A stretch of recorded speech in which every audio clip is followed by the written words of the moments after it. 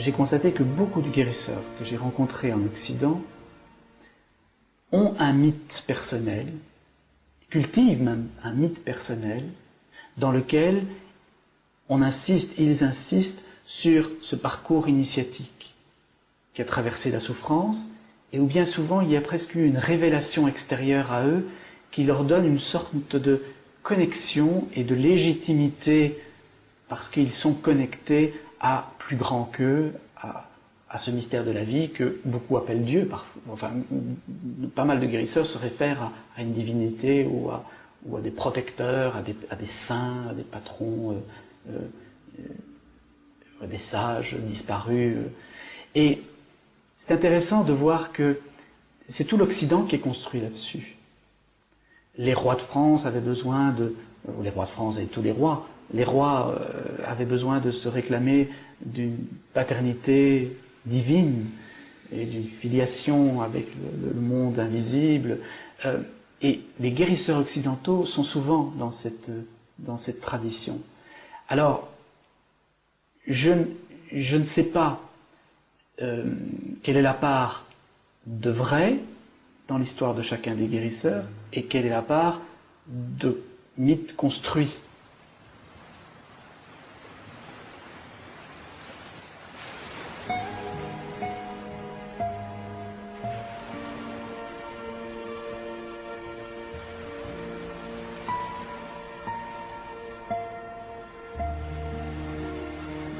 Tout petit, je voyais des choses que je pensais que tout le monde pouvait ressentir et voir. Et de fil en aiguille, toute ma vie, j'étais attiré par les gens et surtout, ce que je ne supportais pas, c'est que les gens souffrent.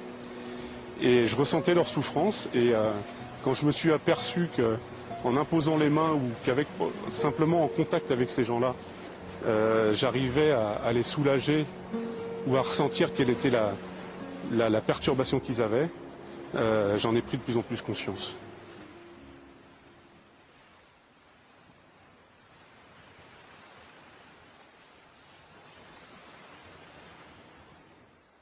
Des fois, on a des guérisseurs où ils se rappellent qu'ils ont guéri soit leur fils, ils ont guéri.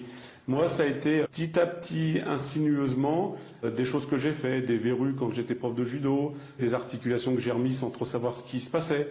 Et puis petit à petit, à un moment donné, sans savoir ce qui allait me tomber sur la tête, ça a pris une ampleur telle que j'étais obligé de concevoir que ma vie c'était ça, que ma mission c'était ça.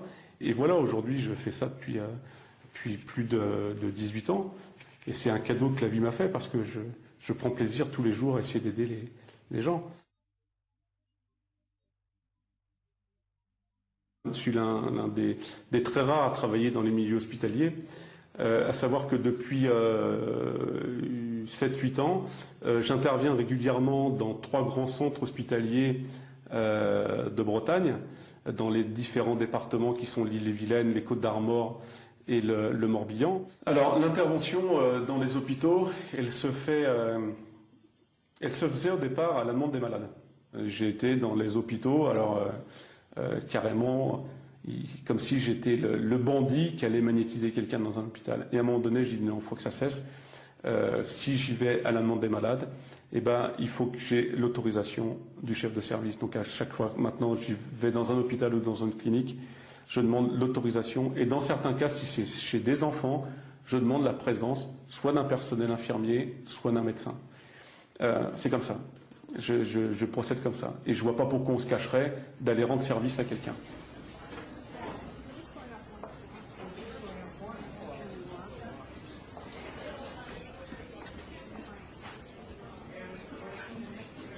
Aujourd'hui, un médecin, un chirurgien, un professeur de médecine qui nous demande d'intervenir directement en clinique ou dans les hôpitaux, là on essaye d'aller d'une manière incognito.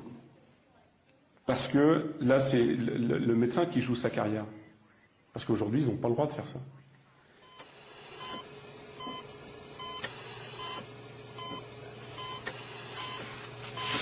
J'ai été affectée à cet hôpital depuis maintenant 1988. J'ai été tout de suite surprise lors d'un premier accident dans la prise en charge d'un homme qui était brûlé à 80% par l'absence de douleur que présentait celui-ci, alors que j'avais appris durant mes études que la brûlure faisait souffrir. Et cet homme ne se plaignait pas d'avoir mal. Il n'avait absolument pas mal alors qu'il a été brûlé au 2e degré sur plus de 80% de la surface du corps. Je l'ai traité comme je traite toutes les personnes dans ce cas-là. Et en arrivant aux urgences, j'ai demandé à une infirmière, mais je ne comprends pas que cet homme ait pas mal. Et elle m'a répondu, c'est normal, il a fait appel à un barreur de feu. Un barreur de feu. Et elle m'a expliqué, donc, avant notre arrivée, il avait appelé quelqu'un qui lui avait coupé le feu, barré le feu, et donc cet homme ne souffrait plus. Et moi-même, enceinte de 3 mois, j'ai pris un affreux coup de soleil, et j'étais brûlée au 1er degré, limite 2e degré, et rien ne pouvait calmer ces douleurs. Donc j'ai fait appel, moi-même, j'ai dit je vais essayer un barreur de feu. Et c'est vrai qu'au 2e appel, je n'avais plus aucune douleur et je n'ai jamais pelé. La brûlure a cicatrisé sans problème. Donc j'ai commencé à me poser des questions sur l'efficacité réelle de ces barreurs de feu en me disant qu'il existait quand même un phénomène surprenant. La 2e personne que j'avais adressée au Grand Brûlé à Lyon, le service m'avait rappelé 2 fois en me disant mais qu'est-ce que vous avez fait à cette dame, parce qu'on pensait la garder 3 mois hospitalisée. Et au bout d'une semaine, elle était pratiquement guérie. Et j'avais fait la connaissance de René Blanc, qui travaillait à l'époque comme agent de sécurité. Et malgré mes convictions, malgré mon éducation, malgré mes études, même en opposition avec certains de mes confrères, j'ai pris une petite manie d'appeler les barreurs de feu pour essayer de soulager. Je continue à traiter les brûlures comme j'avais appris, mais je pensais que l'action de ces personnes pouvait soulager encore plus la douleur provoquée par les brûlures. Quand il s'agit des urgences, quand les urgences de l'hôpital m'appellent, ils me précisent, l'infirmière ou le médecin du service me précise quelle est la nature de la brûlure. Est-ce que c'est une brûlure électrique? Est-ce que c'est une brûlure avec de l'huile, de l'eau bouillante, un produit quelconque? On m'a eu appelé pour de l'acide. Alors, bien sûr, il faut que je me concentre sur le malade. Et ça dure pas très longtemps, et c'est terminé là. Et je dis tout de suite, je vous parle là quand c'est les urgences qui m'appellent, un hôpital, mais quand c'est la personne elle-même qui m'appelle, je leur dis toujours, je veux bien faire ce qui est à mon pouvoir, mais, allez voir votre médecin.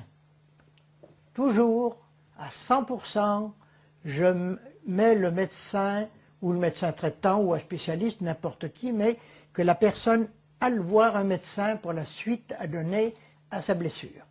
C'est quelque chose que je connais bien les passeurs de feu, puisque j'ai un de mes amis dont la sœur est infirmière, et elle aussi, depuis de très nombreuses années, ça fait au moins 30 ans, appelée régulièrement par l'hôpital, alors discrètement, en sous-main, parce que jusqu'à présent ça se faisait vraiment en catimini, mais on l'appelait pour soigner les brûlures comme ça, même les brûlures très graves, et ils avaient constaté des effets très intéressants. Donc les passeurs de feu, ça existe, et c'est vraiment spectaculaire. Les gens qui ont des brûlures et qui sont soignés comme ça par des magnétiseurs qui savent faire passer le feu, disent très bien qu'ils sentent partir la brûlure. C'est la phrase qui revient tout le temps. Ils disent « on sent partir la brûlure, on sent partir le feu ». C'est quand même assez extraordinaire.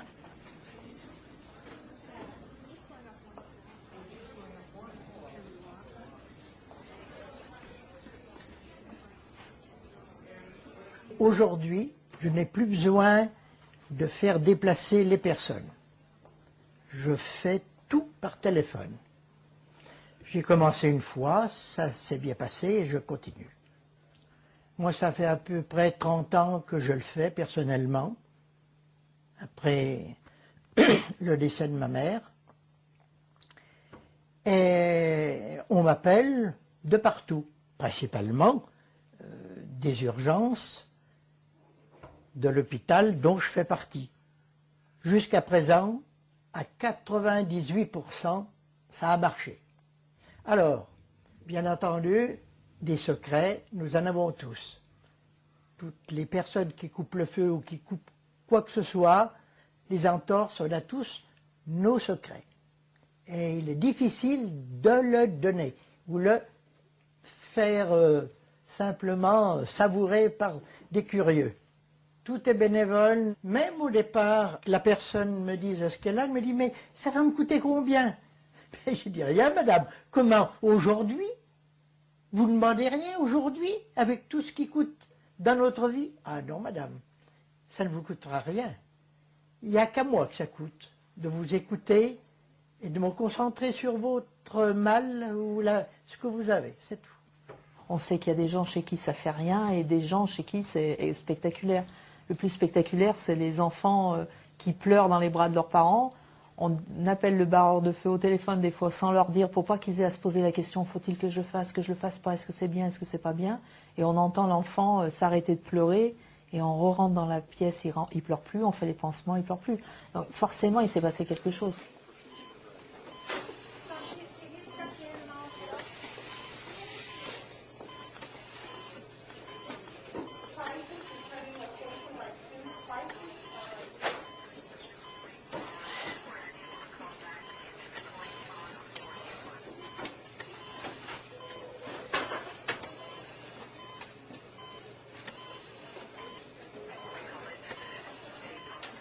À 2 reprises, j'ai failli suivre un patient pendant son anesthésie générale.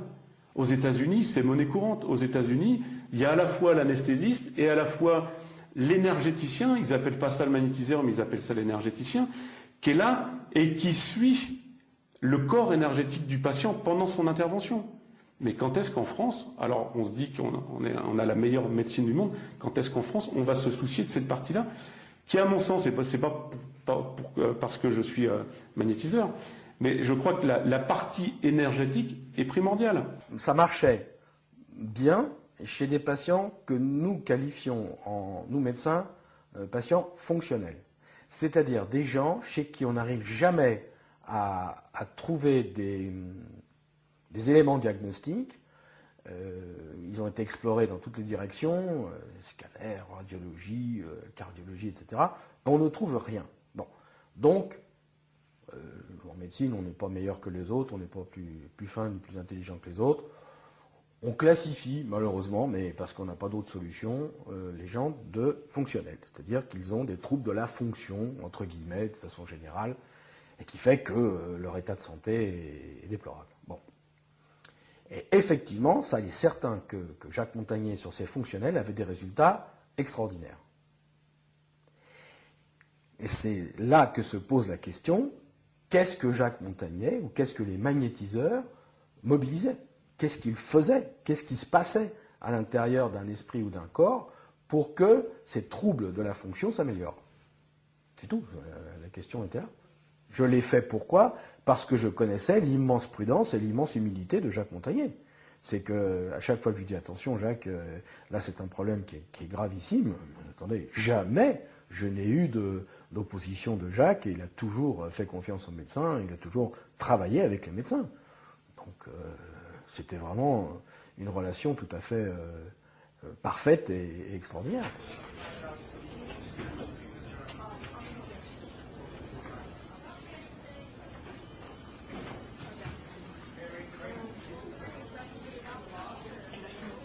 Aujourd'hui, on connaît le corps par cœur, on a des IRM, des scanners, on a toute une investigation médicale qui est très intéressante.